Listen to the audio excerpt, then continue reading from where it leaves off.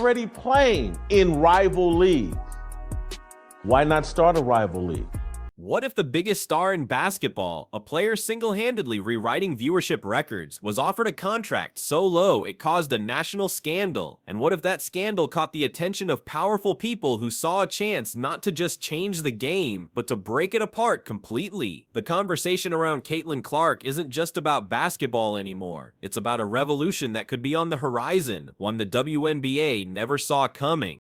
That's what's going to happen because American men of great wealth have so little vision and so small balls.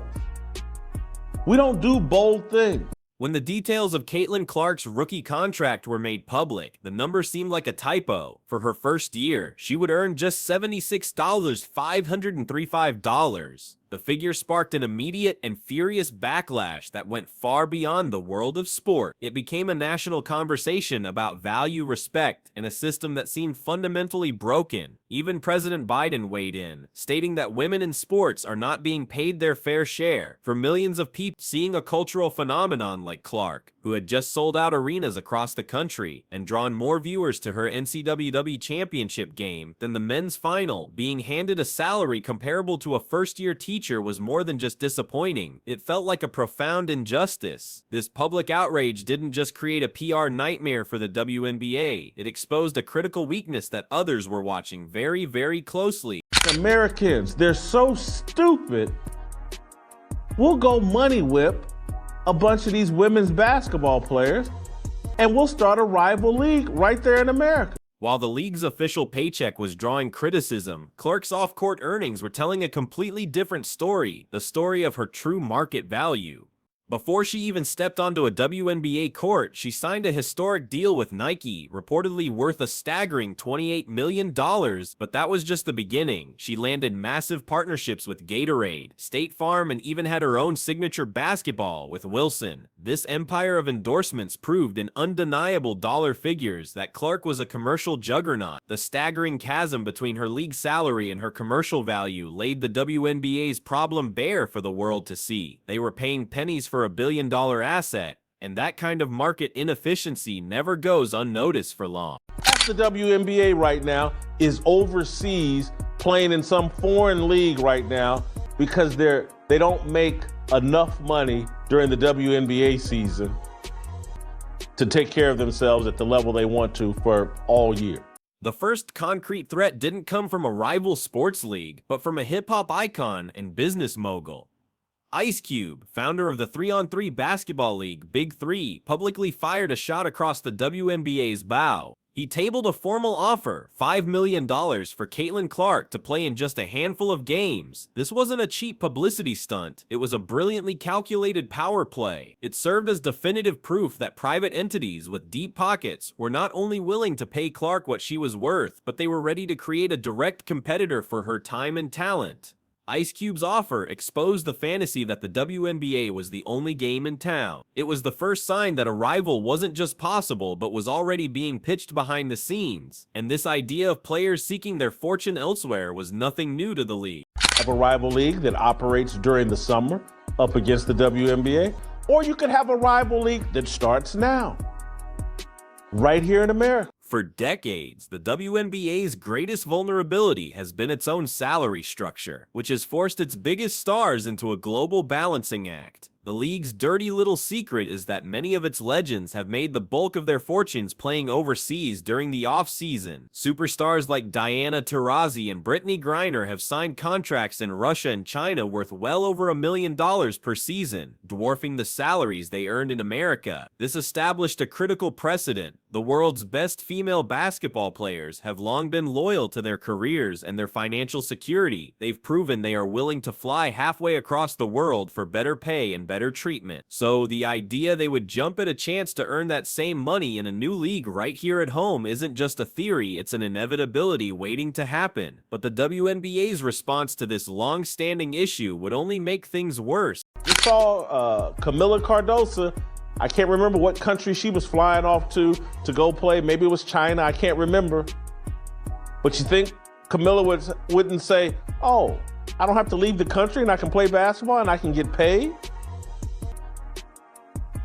to play in the XX League, where Caitlin Clark and that league will draw a better audience, more people in the seats than the WNBA, and I don't have to be a tool for politics? In a move that stunned many players, the WNBA implemented a controversial rule known as prioritization. The rule was designed to force loyalty by fining and even suspending players who were late to the WNBA season because of their more lucrative overseas commitments. The league's intention was to make the WNBA the one and only priority for its players, likely to appease its broadcast partners. But the gamble could be backfiring in spectacular fashion. Instead of building loyalty, it fostered resentment among veterans who depended on that foreign income. It forced them to choose between their financial security and their domestic league. This rule, meant to be a shield for the WNBA, may instead become the very sword that a rival league uses to sever players' ties to it for good.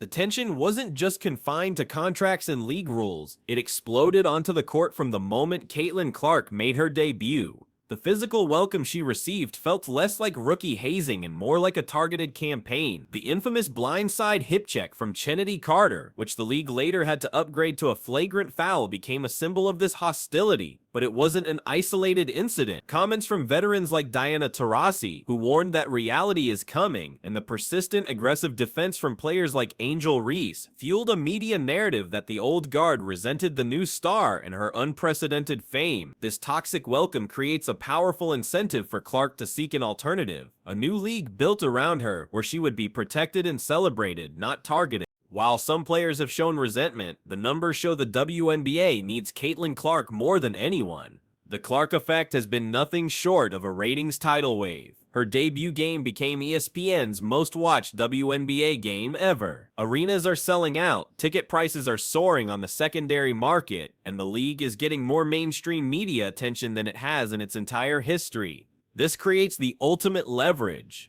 Clark and her team are acutely aware that she is the product people are paying to see. The league is benefiting enormously from her presence, yet she is still locked into a pay scale that was designed for a different era. This power imbalance is unsustainable, and it proves that if she were to walk, she wouldn't just be leaving a league, she would be taking its entire newfound audience with her. For anyone doubting the possibility of a rival league completely upending an established sport, they only need to look at what happened in men's golf.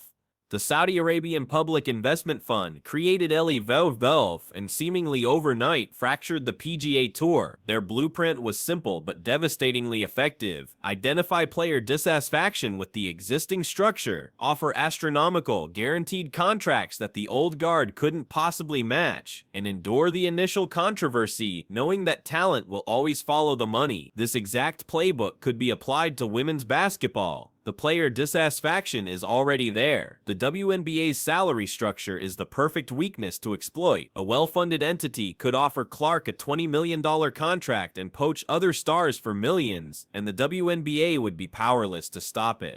The threat isn't just limited to one or two potential sources. While Ice Cube made the first public move and an IV-style fund represents the nuclear option, whispers in the financial world suggest that other major power players are taking notice. Private equity firms, which have been pouring billions into sports leagues, see the massive untapped growth potential in women's athletics. Tech billionaires and media moguls looking for their next big venture could see building a league around a superstar like Clark as a once-in-a-generation opportunity. They aren't just playing in rival leagues overseas anymore. They could be courted by American men of great wealth who see a vision the WNBA has missed. The pool of potential investors is vast, and all it takes is one to make a move that would change the sport forever. Beyond the external threats, there are signs of a growing fracture within the WNBA itself. The intense media focus on Clark has reportedly created tension in locker rooms across the league. Some veteran players feel their own accomplishments and talents are being overlooked in the whirlwind of Clark mania. This isn't just about on-court rivalries, it's about a fundamental divide in how players perceive the league's direction. Is this sudden growth centered around one star healthy for the sport, or does it create a toxic environment of jealousy and resentment? A league at war with itself is unstable, and that instability makes it incredibly vulnerable to being torn apart by an outside force. This all leaves Caitlin Clark standing at the most important crossroads of her career, and perhaps in the history of women's professional sports. She holds two possible futures in her hands. In one, she becomes the WNBA's savior. She can use her unprecedented leverage to force the league and its players' union to renegotiate their collective bargaining agreement and media rights deals, lifting all player salaries and ushering in a new era of prosperity. In the other future, she becomes a revolutionary. She can accept the massive offer from a new entity, lend her name and her talent to a rival league, and lead an exodus of top-tier players who are tired of the old system. One path saves the institution, the other burns it to the ground to build something new. So, the ultimate question remains, is Caitlin Clark destined to be the hero who reforms the WNBA from the inside, forcing it to finally pay its players what they are truly worth? Or will she be the catalyst for a great schism in women's basketball, the face of a rebellion that creates a rival league and changes the game forever? The entire sports world is holding its breath because her next move won't just determine her own future, but the future of an entire sport.